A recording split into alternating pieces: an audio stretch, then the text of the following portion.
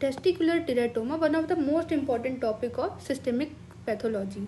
तो देखिए क्या होता है, टेराटोमा पढ़ लेंगे हम, पूरे समझ में आ जाएगा, लेकिन पिक्चर नहीं क्लियर होती है कि कहाँ से आ गया ये टेराटोमा। तो देखिए एम्ब्रियो जब ग्रो हो रहा होता है तो आपको पता है क्या होता है, उनमें यॉर्क सैक प्रेजेंट होता है।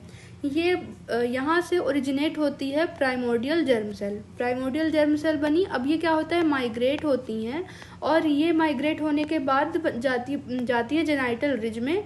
आपने पढ़ा होगा जेनाइटल रिज फर्दर क्या करता है, डिपेंडिंग अपॉन द सेक्स, कौन सा सेक्स फॉर्म हो रहा है, तो उस पर बेस्ड टेस्टिस या ओवरीज में कन्वर्ट होता है। तो हमने बोला यॉर्क सैक से प्राइमोर्डियल जर्म सेल बनी, वो माइग्रेट होकर जेनाइटल रिज में पहुंची और फिर फर्दर वो डिफरेंशिएट हुए या तो टेस्टिस या फिर ओवरी में। अब प्राइमोर्डियल जर्म सेल क्या होती हैं, ये प्लूरीपोटेंट या टोटीपोटेंट सेल होती हैं। तो ये फर्दर इनके अंदर कैपेसिटी होती है एक्टोडर्म, मीजोडर्म और एंडोडर्म में क्या डिराइव होने की, ठीक है। लेकिन अगर इनमें अब ये माइग्रेट ना हो पाए, इनका ये जो पाथ था वो डिस्टर्ब हो जाए, इनका एबनॉर्मल डिवीजन होने लगे, तो ये क्या बनाते हैं, टेराटोमा। ठीक है, अब आपको पता चला टेराटोमा आया कहाँ से। ठीक है, अब देखिए कि तो वही लिखा हुआ है कि ये क्या होते हैं कि teratoma composed of tissue derived from more than one germ layer like ectoderm, mesoderm and endoderm और arising from totipotent germ cell। और ये हम इसको बाइफरकेट करते हैं, डिवाइड करते हैं on the basis of age, और पैथोजेनेसिस नहीं कहना चाहिए, on the basis of age और हिस्टोलॉजी। ठीक है, तो इसके बेसिस पर हम इनको डिवाइड करते हैं। तो एज के बेसिस पर कि ये इन्फेंट में हो रहा है या एडल्ट में हो रहा है, इसको हम डिवाइड करते हैं प्री प्यूबर्टल और पोस्ट प्यूबर्टल में। तो प्री प्यूबर्टल कैसा होता है, बिनाइन होता है, नॉन एग्रेसिव होता है, जबकि पोस्ट प्यूबर्टल मैलिग्नेंट होता है और मेटास्टेसिस कर सकता है। ठीक है, देन उसके बाद प्री प्यूबर्टल कैसा होता है, प्योर टेराटोमा होता है। ऐसा नहीं होता है कि वो दूसरे जर्म सेल ट्यूमर के साथ मिक्सड हो, ऐसा नहीं होता है। तो ये प्योर टेराटोमा होता है प्री प्यूबर्टल, और पोस्ट प्यूबर्टल कैसा होता है, मिक्स टाइप का होता है। देन ये एसोसिएटेड नहीं होता है germ cell neoplasia in situ से, और ये एसोसिएटेड होता है germ cell neoplasia in situ से।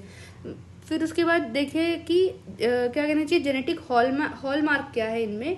पोस्ट प्यूबर्टल में क्रोमोसोम 12 का क्या होता है, एम्प्लीफिकेशन। ठीक है, तो ये उससे एसोसिएटेड होता है क्रोमोसोम 12 के एम्प्लीफिकेशन से, जबकि प्री प्यूबर्टल का इससे कोई एसोसिएशन नहीं होता है। उसका कैरियोटाइप जब किया जाता है तो वो नॉर्मल आता है।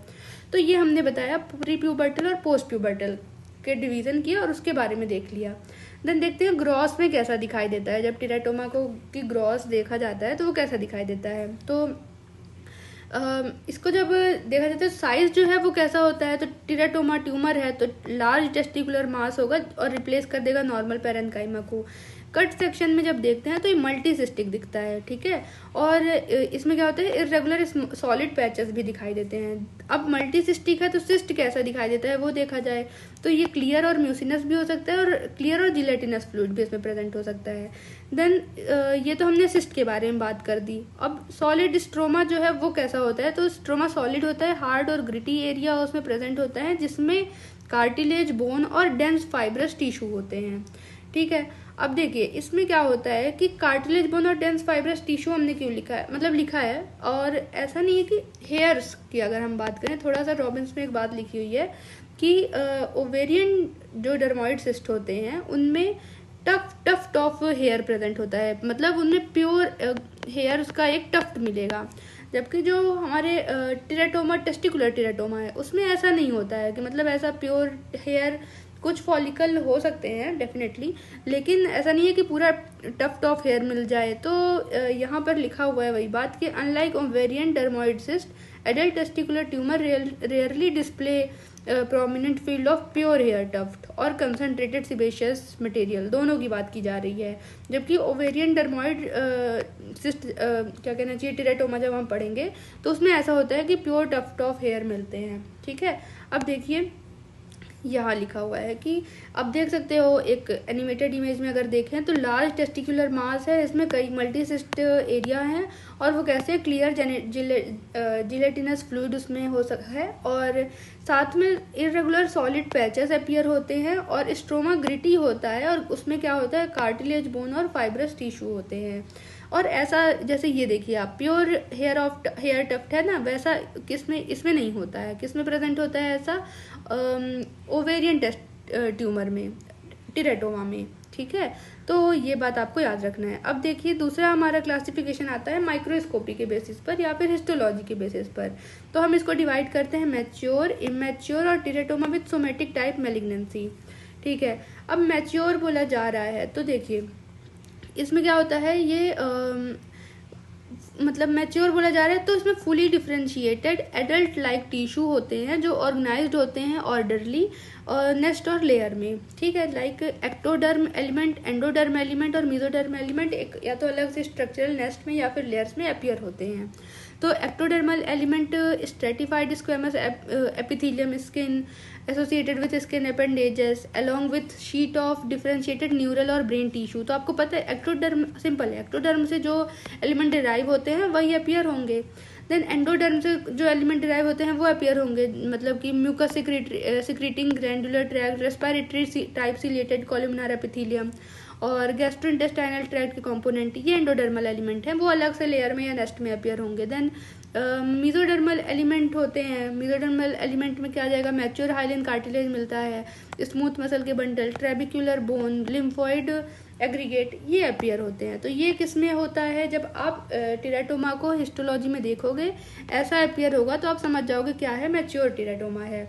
और अगर इमैच्योर का हम बोले पुअरली डिफ्रेंशिएटेड होगा, उसमें ऐसा कुछ नहीं होगा कि एडल्ट लाइक स्ट्रक्चर्स मिले, इसमें एम्ब्रियोनिक स्ट्रक्चर मिलेंगे, फीटल टिश्यू अपीयर होंगे। तो इसमें क्या होता है कि इमैच्योर न्यूरो एपिथीलियम प्रेजेंट होती है जो कि क्या होता है कि ऑर्गेनाइज होती है या तो ट्यूब की फॉर्म में, तो न्यूरो एक्टोडर्मल ट्यूब की फॉर्म में, या फिर क्लासिक न्यूरो एपिथेलियल रोजेट की फॉर्म में। तो इमैच्योर न्यूरो एपिथेलियम इन दो फॉर्म में अपीयर हो सकती है।